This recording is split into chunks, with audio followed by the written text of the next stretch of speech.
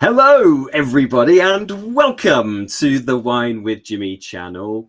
Very, very delighted that you are on board watching these videos as help towards your challenging WSET courses. Challenging, but fun, hopefully.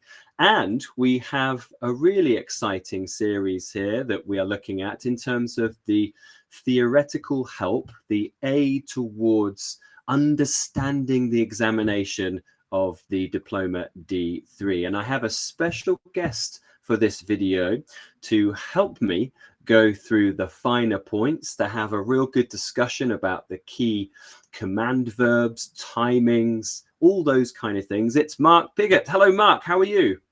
I'm good, Jimmy. Thank you. And I should say, really, there are two very important letters after your name as well, one of which is an M, the second is a W.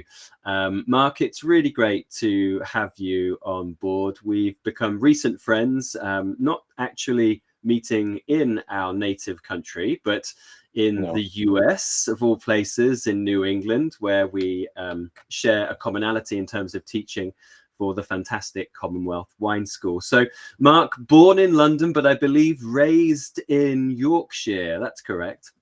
That is correct. Yes. For my sins, I was brought up in the industrial north, in the glamorous mining town of Barnsley. Nice. And then followed that because obviously I could. I mean, how can you beat Barnsley? Then I moved to Hull. Which, any of you who had the misfortune or the great fortune, sorry, to visit Hull. You will know that's a port that has somewhat recovered from its fairly rapid demise back in the 1980s. But yes, it's still not quite as pretty as some parts of the world. There's that common sort of joke about it. It's quite mean, but they misspelt the city by one letter. But well, you know, Jimmy, just to say, it's funny you should say that because there's an old saying as well in English, which some of our subscribers may not have heard of these places, but there's a common thing about Hell, Hull, and Halifax. I've lived in Halifax as well in West Yorkshire. That's where my daughter was born. So yes, I'm all the glamorous places for me. Well, what do they say? If you hit rock bottom, the only way is up, right? So that's how you've done it. No, joking aside, though, I have been to Hull before, and one of my favourite bands is from there. So the Beautiful South, fantastic music, and the House Martins, of course, which is great. So so a little bit of an introduction to you, Mark, is, of course, we know where you're from now, but you started in the wine industry, I believe, about sort of 20 to 25 years ago, where you were working at Three Choirs, I believe, in Gloucestershire. Yes. Yes. And of course, then got into the world of wine quite in depth. By 2016, you had gained your NW. You've lived in Taiwan. You now live back in the UK. You teach across the world. I mentioned New England in the United States, but you also teach in France at the Kedge Business School, I believe, in Bordeaux and Paris. So you've of course done distribution as well, and sales in wine in that sort of middle parts, but it's been a lot more educational based for you, say, in the last 10 years or so. Would that be right? Yeah, I mean, again, not to want to sound like I'm not qualified to be sitting alongside you, Jimmy. Is that you're saying all the right things? Yeah, in the kind of things that I do nowadays, obviously education is a very important part, but also very important parts are including my still very commercial side. I still do a lot of consultancy for a couple of big families, particularly in Bordeaux. As well as some other business related things, which is why most of my educational delivery is centered around wine business. And I also do, as you know, I also have a talk company based in Bordeaux as well. But just so your subscribers and students know, I have made wine in various parts of the world. I've also had my own wine importing business. And I've also lived in France as well as Taiwan. So in the south of France, where I was working as an assistant winemaker. So I've got some knowledge across a reasonably large field within the wine industry. The credentials are shining. That's a wonderful wonderful introduction. Thanks, Mark. I think You're a real asset to have here for all the students that are embarking on this big D3 unit, which is a sizable chunk of their studies, and certainly around examination technique. Many of the people watching this will know that they've followed on probably with a lot of my videos, which is all the content, but of course there needs to be putting that content to good use, all that knowledge to good use in terms of understanding things like WSET, timing, command verbs. So we'll go through those, and it'd be great to get your input into those as well. So for those of you who are following along, if you do have a comment or a question, we would love to hear from you. If you do have, I don't know, a question about Hull or Halifax or Barnsley or anything wine related, Mark may want to hear from you as well, but it'd be great. Please do put your comments and questions in the comment section below. Make sure you click like and subscribe as well. Okay, so a little bit of an introduction to begin with about what we hope you out there will get from this video in terms of understanding examination technique. So you see, we have the presentation that we're going through. Mark and my faces are a little bit smaller. That's probably for the best, but you've got our voices backing up what you'll see on the slide. So giving you that visual and also the audio. So I know there's a lot of great examination technique out there. There are people that do great work. What we do a little bit different here is we actually will give you the answers as well, looking at the model answer. Now, this is not, we're not going to paint this as the most perfect, exact, spot on, I don't know, AI response to something. This is what we have put together in terms of the time scales, which we know is only 40 minutes per question. So we're given some of the key things here. Now, it's, like I mentioned, not the be all and end all. There might be things you may think of that you might want to get in touch with in terms of a comment or question, please do. But we're going to try and cover the main points in our model answer. And I also will discuss the timings of these as well, because it is important. I have spoken to many students who, I think one of the biggest concerns when they come out of an exam is that they didn't get the timings correct. Maybe they've ran out of time or they didn't issue their time accordingly. So we're going to talk about that and where we would put our timings. I'm going to give you rough timings, but Mark will chime in as well with what he will suggest as well. Command verbs. Now, this is important because this is an English examination. And there are many people out there that may not have English as their first language. And also, it may be a case that they don't understand necessarily the command verbs. We're going to go through those. And in this one, it's probably a little bit easier. But you may get questions where there's state and describe and compare and contrast and explain why and how. So we're going to go through those as well. So it gives you that structure, the format of what you should be doing. Because that's another thing we get from the examiner reports from WSET, is that the questions have not been answered correctly in terms of their command verb. Okay, so we'll look through those. And then those key points included in your written answer, that's in terms of that model answer. We will suggest that you pause it, write an answer, and then compare it to what we will talk about. We're going to reflect looking at the notes from examiners, which are widely available. So they are published by WSET, and talking about what WSET commonly talk about. It's this critical thinking, bridging your answers, because it's often not just directed at one part of the syllabus. It's multiple parts of the syllabus. So we'll go through those as well. So that's really the examination technique and how we're going to structure our answers. So on this, I just want to give everybody out there just a little bit of feedback, because you're just about to embark on answering a question that we're going to pose to you. Please be careful about your handwriting and length of answer. I'm sure, Mark, you've got some stories. I was going to put the adjective of horror before it. I don't know if that is the case, but you've probably got some stories where you've done questions, right? And you've had to mark people's handwriting. Does any spring to mind? Well, it would be very churlish and disingenuous of me, Jimmy, not to mention the fact that my handwriting is appalling. I'm pretty unwilling to have a go at anybody else's standards when it comes to that.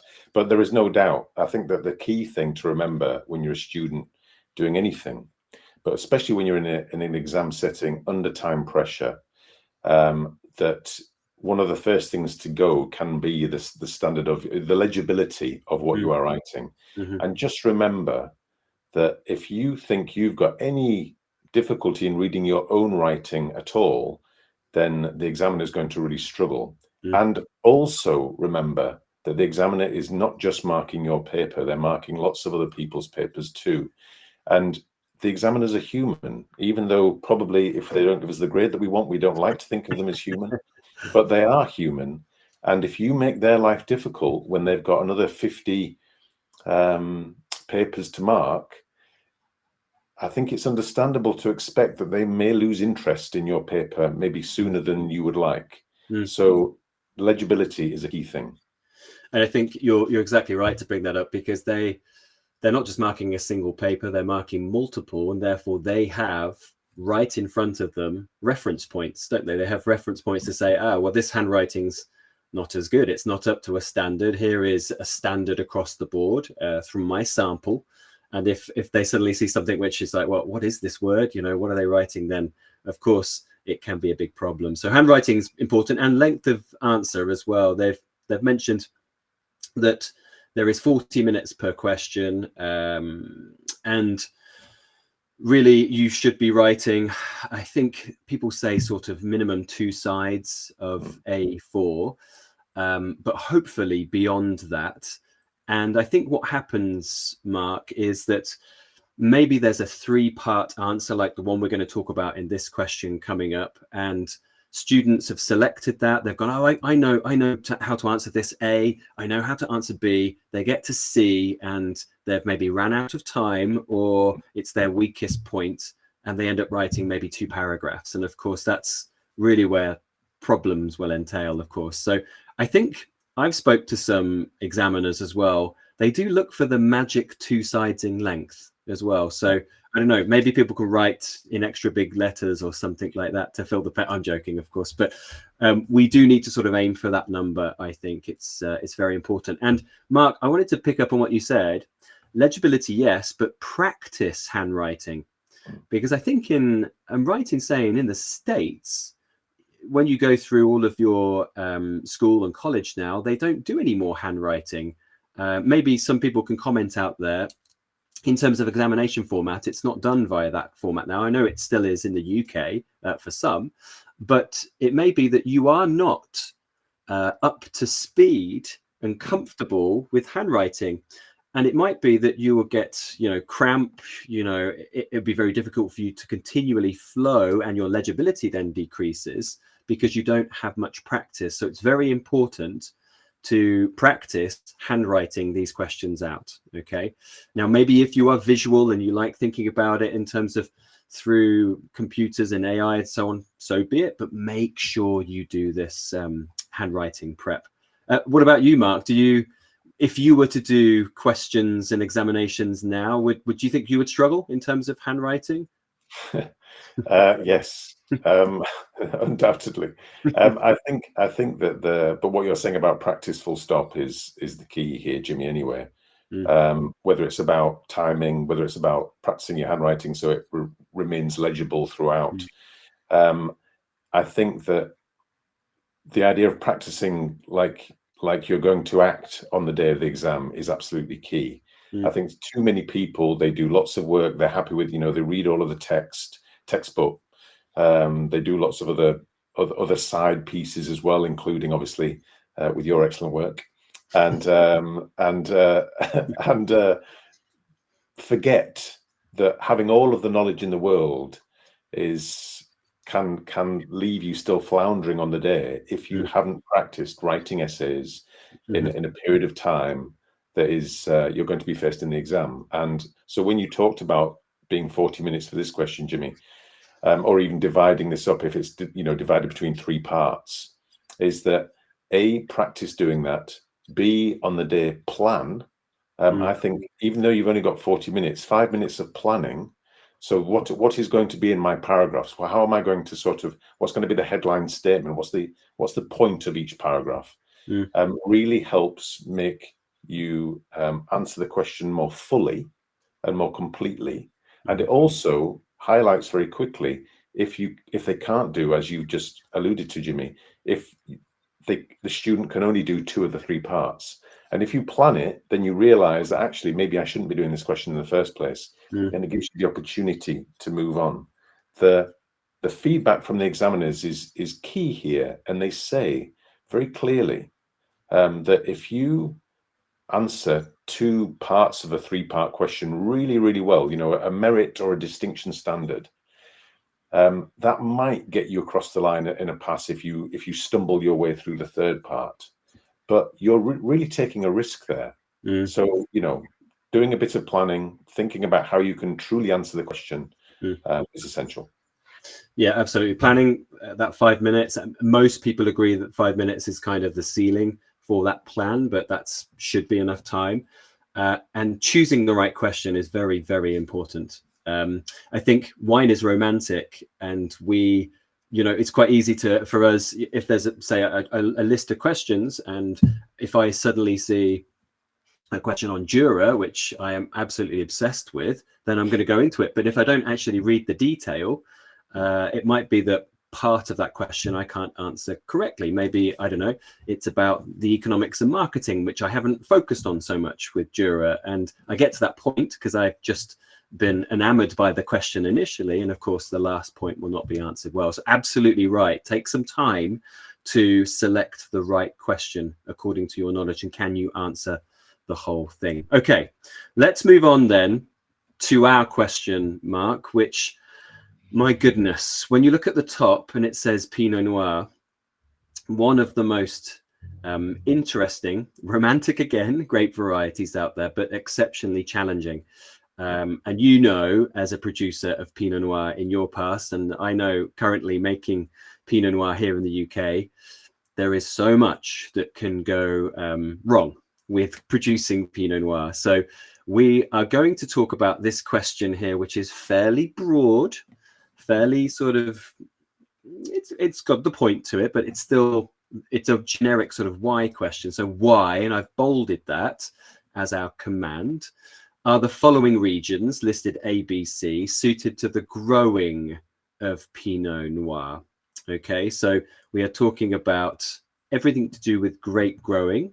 We are not going into winemaking, which could be, of course, a whole other question, or marketing or economics or anything like that. It's the following regions. And we have Central Otago. Everybody at home should know where that is, hopefully, in the South Island of New Zealand. Mornington Peninsula, Mark, one of your kind of expertise areas, certainly with Australia. And then the Côte Chalonnaise, which, of course, is in that southern part of Burgundy. And it says firmly here that each section carries equal weighting. So that is 1/3 for each of these. What we suggest here, Mark, is that to all of our students out there, is that we've talked about sort of a bit of background about how you should start writing, what you should include. I just want to mention a little bit about timings before you will pause and attempt this question on your own at home. So the questions, depending on if it's paper 1 or paper 2, one is 120 minutes in total, the other is 80. You will have 40 minutes per question. That's the way it works. And you'll be selecting your questions out of a set number of questions, 4 or 3. So you'll be selecting 3 questions out of 4 and 2 out of 3. But it's the timings I want to talk about. So 40 minutes, we mentioned 5 minutes for preparation. That gives you therefore 35 minutes to play around with in terms of your answer. So what we're looking at here with these 3 points, A, B, and C, is roughly something like 11 to 12 minutes per part here. There isn't really anything else we would add, right, Mark, in terms of that? It's kind of an equal split, or would you say maybe potentially if you do have some stronger knowledge in one, you have the artistic license to bump that up a couple of minutes? Would that be correct? Would you suggest that? I mean, ideally, I think, again, the examiner's reports always point this out, that it's human nature. Well, it's not even human nature. It's just natural, of course, that unless you're an absolute wizard or boffin, that probably you don't have an equal amount of knowledge for each region of the world. Yep. So you probably feel more comfortable in one or two of these than the third one, but you still have to think it has to feel balanced. They've made it very clear about where the weighting is in terms of the mark scheme, and you have to give them what they want. So I would just obviously always write confidently about those areas where you are particularly confident. And when you do, because I've faced this in examinations before, including in the Master of Wine exam, where you come across a part where you're not so sure, my one piece of really strong advice there would be, don't start filling it with stuff that you're not clear about, because you immediately, very quickly lose the confidence of the examiner, because you just start if you start, in a sense, making things up a little bit or talking very generically, it really stands out. You don't think that you can kid anybody, because you can't. It's really apparent. So write authoritatively and knowledgeably about what you know. And if one section turns out to be a tiny bit skinnier than the other two, it's better that the things that you have written are accurate rather than filling it with, pointlessness. Because that will not help you at all.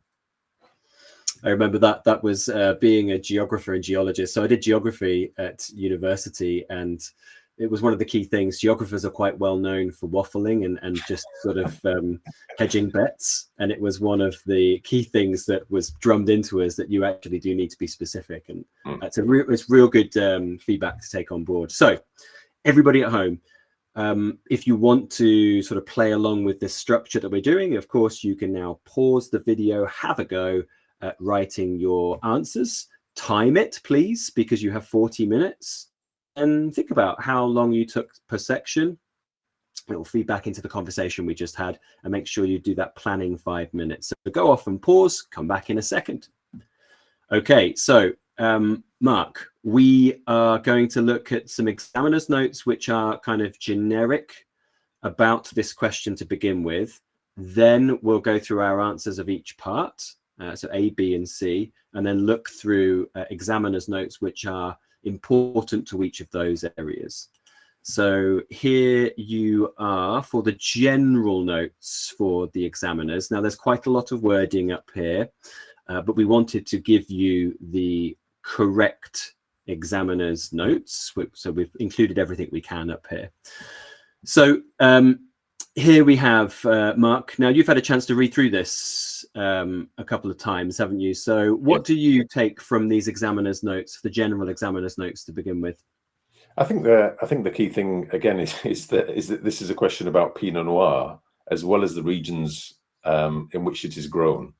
And I think that the danger again is that people write everything, as you just described, Jimmy. People write everything they know about Central Otago, and they think they've answered the question. And the question is very specifically, what is it about Central Otago or Coach Chalonnaise or Mornington Peninsula which is suitable for the growing of this one particular variety? Of course, they grow other things in those areas too, but we're talking about Pinot Noir. So, and I think it's very easy just to forget about that. The other thing just to say is that when people do talk about Pinot Noir from certain areas, they also have a tendency just to drift into writing fairly generic tasting notes about what Pinot Noir is like from those areas, without any, as you talked about before, that sort of bridging between how and why that pertains to the environment in which the variety is grown. And it has to do that, otherwise there is no point. You have not moved past, well, to be fair, you haven't, I think level 3 is more complex than that. You haven't really moved past level 2. You have to do that, otherwise you're just regurgitating facts. And this is not a factual, of course you need that basis of factual understanding, but this is all about demonstrating your ability to think critically and answer the question set. That's exactly right. And I love that you've brought up I love that you backtracked. You're about to say level 3, but in fact you're right. It's if you just regurgitate, Pinot Noir is, red fruited and so on and blah, blah, blah. It's level 2 information, right? Which is factual. Level 3 is understanding. Level 4 diploma is critical thinking. So yeah, that progression is very important indeed. Now it says most candidates put a brief introductory paragraph on Pinot Noir's characteristics. Is this something that you would approach because there are 3 parts here, or would you really talk about the specific early ripening? That's why it's suited, for example. How would you start those? I think again they've made this quite easy for us. They've given you 1 variety in 3 regions. They haven't asked you specifically to compare between the 3. They've just asked you about why it's suitable for being grown in those areas. So I think you can just go from A to Z quite easily. What is Central Otago? What is it like? And what effect does that have on Pinot Noir? Of course, you need to specifically on Pinot Noir being grown in that environment. Of course, you have to make some point about the fact that, of course, Pinot Noir being thin-skinned, Pinot Noir having a tight bunch architecture. In other words, that kind of pine coney type of look about it, obviously has an impact in terms of its resistance or lack of that for certain kinds of disease pressure. And then within the environment in which that is being grown, Central Otago versus Mornington Peninsula, for example, what are the mitigating factors which allow for commercial and qualitative examples of Pinot Noir to be produced in those areas? And as long as you're always talking about it very specifically, I think you will find that you'll fill the time very quickly. I think there's lots to write about here. There's lots to say. And it's not too complicated. It's just that you need to constantly do that. And I know you've talked about this a lot in your videos, Jimmy, but it is constantly going back to that idea of this is the fact. And then there's a pause and it's like, and what, and so what? Yeah. And I think as long as you keep on doing that, then you will do well. Yeah, that factor affecting the style, of course. Yeah, absolutely. Here it says, just to sort of back all that up, there was a tendency to write full tasting notes from each region's wines. Without qualification, these were largely irrelevant, because really the question is asking about, why can we grow Pinot Noir in these regions, right? That's what it's aiming for. Yeah. Okay, cool. So let's have a look then at the command verb, and that backs into what we're saying just here. So the key word in terms of the command is why. Okay, so this question, by the way, I didn't mention this earlier, came from the May 2022 examination. So why are the following regions suited to the growing of Pinot Noir? So talk to me about why, Mark. Well, if we am I allowed just to talk about one as an example, Central Otago? Is that suitable? Is that appropriate? Okay. So if we think about what Central Otago is, where it is, you've already pointed to the fact that it's in the South Island of New Zealand. It's the only significant region within New Zealand that has a sort of semi-continental climate. And I think these, again, without digressing too much, I think that, again, what you see all the time, and people will have learned this, I think, or begin to see this in level 3, but when you get to diploma, you can deploy this tactic very, very effectively, is that if you're in a continental climate, or you're in a maritime climate, or you're in a Mediterranean climate, it's the same wherever you are in the world. So the conditions that make that climate what it is, doesn't matter whether you're in South Africa or in southern France or whatever. If you're a Mediterranean climate, the conditions are the same. You might have different varieties, but the conditions are roughly the same. So here you're in Central Otago with this continentality that we're talking about. And of course you can flesh out your answer and talk about what gives it that. You can talk about the fact that the Southern Alps exist, which act as a huge rain shadow. It's a very interesting thing, if any of you have ever been there, that when you're standing in the vineyards, looking out towards the Southern Alps, which are only about 30 kilometers away, is that on the other side of that, you have Milford Sound. And Milford Sound is one of the wettest places in the world. Yeah. It gets about 7.5 meters of rainfall, 7.5 meters. And you can see here that in central Otago, just 35 kilometers away, we're down to 360 millimeters a year. So that the power of that rain shadow of the Southern Alps creates a situation where our thin skin variety, all of a sudden, unlike almost all of the rest of New Zealand, is not under the same disease pressure that it's faced in other parts. And because of those things we've already just talked about, it's thin skin, it's tight bunch architecture. That means that the disease pressure is so much less because there's so little humidity in comparison to the other parts of New Zealand. And Mark, just sort of quantify a point there, which I think a student might ask in terms of a question. You know, we're talking about low disease pressure, which is ideal for Pinot Noir, yes, because it's high susceptibility to disease. Would you leave it at that, or would you go into detail about its architecture? You would say because of its tight bunches, it, of course, therefore, is a higher risk for botrytis. I think exactly, Jimmy. I think all of the things that you know, whether it's thin skin, it's tight bunch architecture, those sorts of things, obviously are really giving you the grounding as to then say this is why this is affected in this way. Yeah. And so it's that cause and effect thing always, which demonstrates true knowledge and then understanding of what happens because of that, or the potential for something to happen because of that.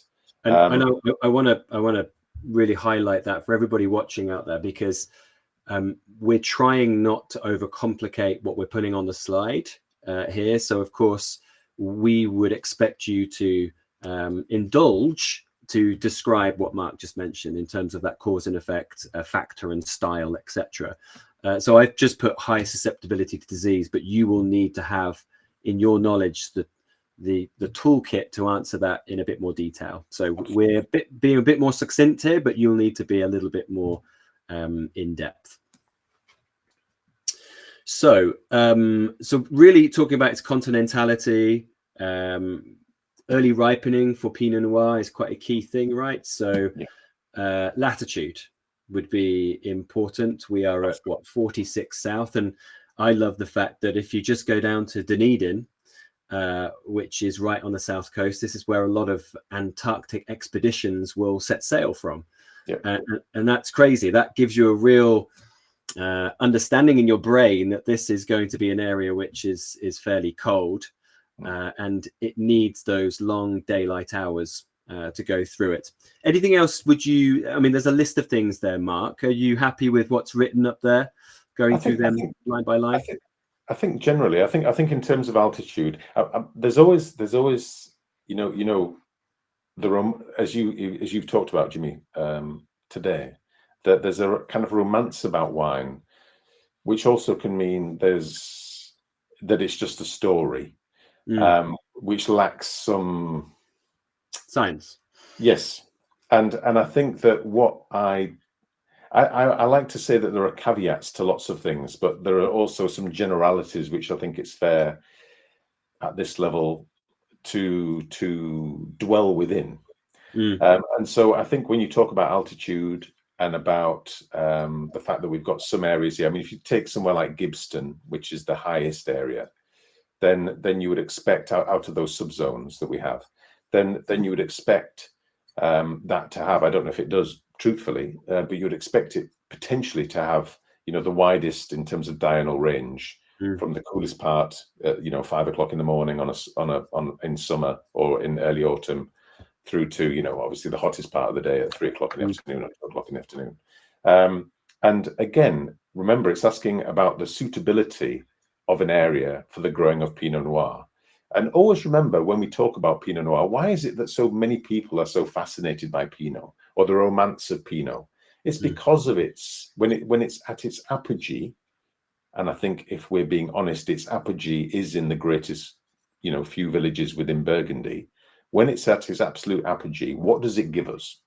It gives us this wonderful kind of aromatic display of different sorts of fruit both red and black.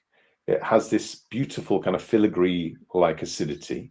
It has an approachability that certain other varieties don't have because it isn't high in tannin.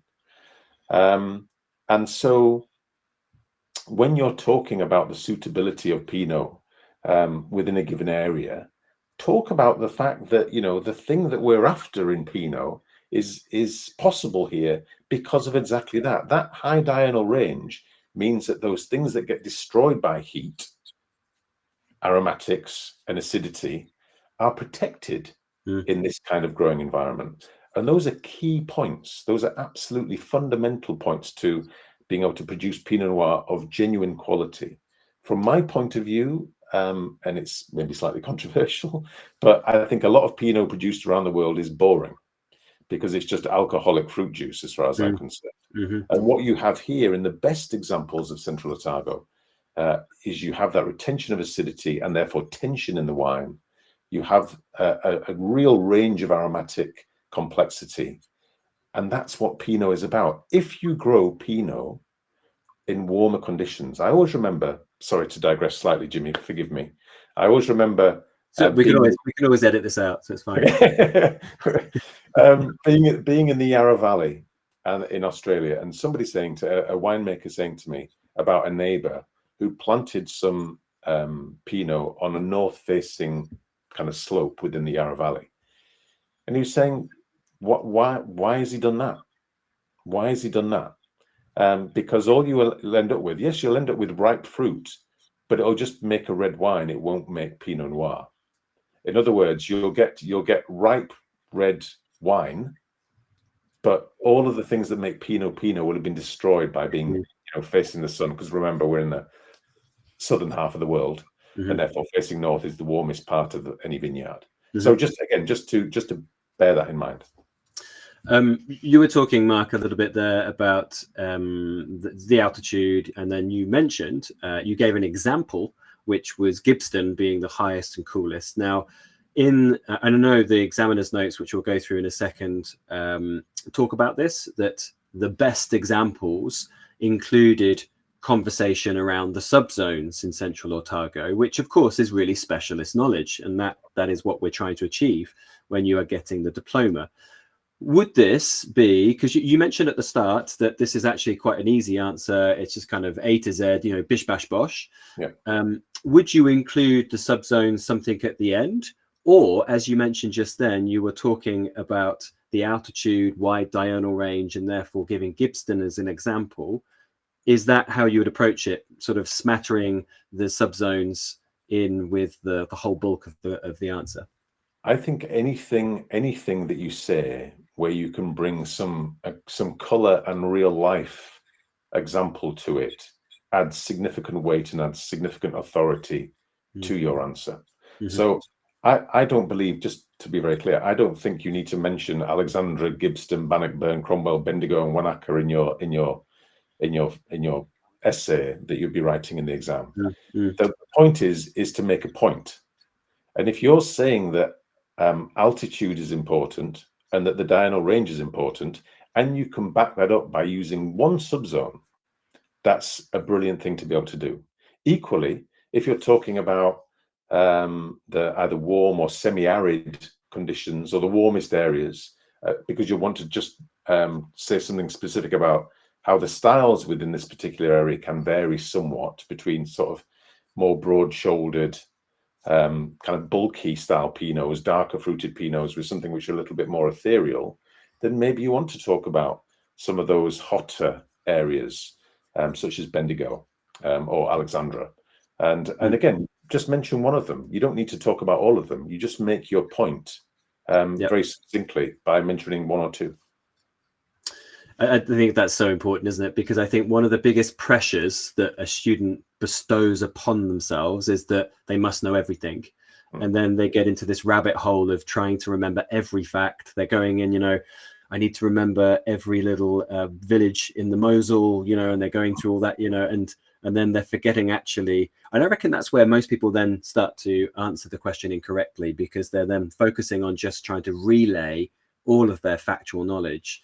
But it's really, really good advice, Mark. Sort of using them as examples really kind of gives concrete understanding behind the point you're making, doesn't it? It's very, very important. This is Jimmy. This is not the master sommelier. You know, this isn't about knowing everything on a fairly surface level. And with the greatest respect to our sommelier friends and the sommelier community, I'm really not being pejorative in that statement. MS is know far more than I do about all sorts of things. But my point being is that if you want to demonstrate the understanding, this is a more academic qualification, then you need to be able to, like you said, Jimmy, allude to certain specific things like a particular subzone or whatever, and say how that subzone and its growing environment has an impact on the style of wine produced. Yeah, and I back that up with, you know, talking about an area that has low fertility in the soils, quite a lot of it around the lakes of central Otago. And that restricts Pinot Noir's vigor, as mentioned there, which can often be quite exceptional. For example, everybody out there, I produce Pinot Noir here, and in the 23 vintage in the UK, we had to drop about 40% of our fruit because it can grow exponentially if it has access to nutrients, water, and all the key components.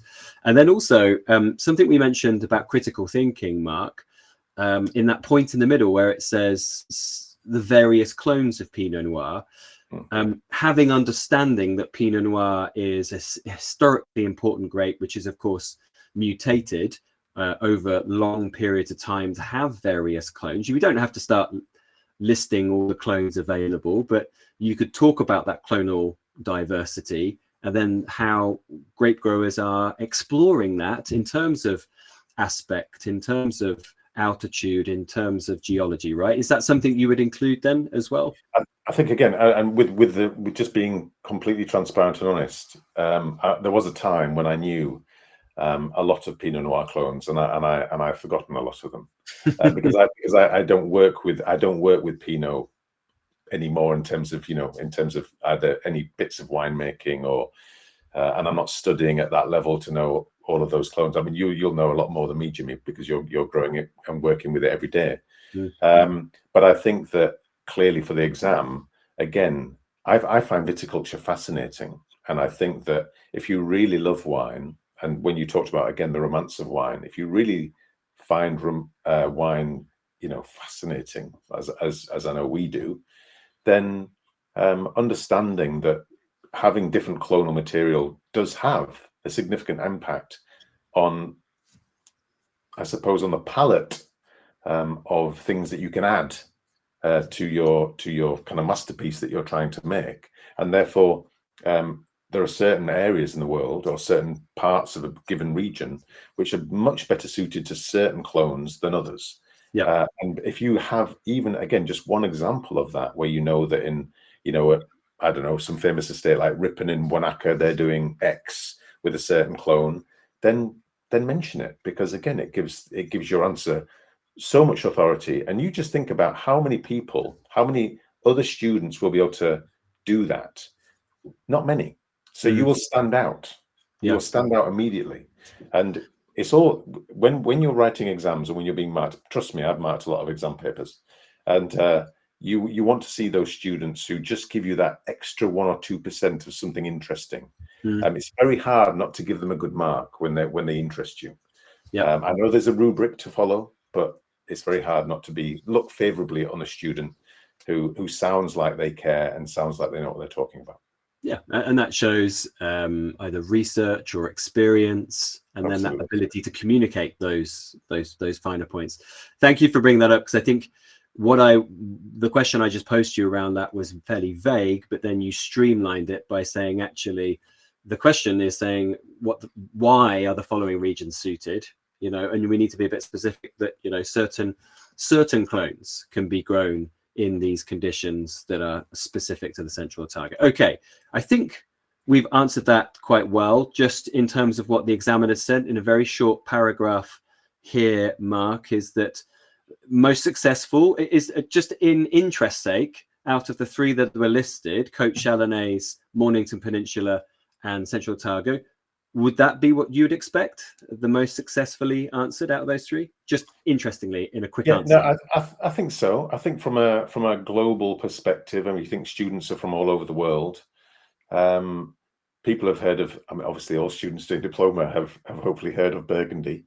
But I think there can be a little bit of a blinkered approach to thinking that Burgundy is, it's Chablis, and then it's the Côte d'Or, and then maybe Coach Chalonnais Macon, they make wine as well. And so I can understand that Coach Chalonnais gets kind of dumped into a lesser bin, and people don't really have the knowledge on that. And Mornington Peninsula, again, I think people associate Australia and Pinot with, I mentioned the Yarra before, and maybe a couple of other places, but maybe Mornington is just a little bit more bijou because it is a very small GI in Australia, and people just kind of forget about it, and then they just start making things up about it rather than really demonstrating their knowledge. So it goes on just to add validity of what we were saying there. Almost all did sort of talk around sunlight, diurnal range, but actually mentioning how dry the region is, mentioning the Southern Alps, that protection against the Tasman, was important in the commentary. And then, of course, subregions, as we discussed, important in terms of adding the example in each of the key points. So perfect. For access to the remaining video and lots more exclusive video content with hundreds of tutor-led videos, please visit the Wine with Jimmy e-learning platform and sign up today. Cheers!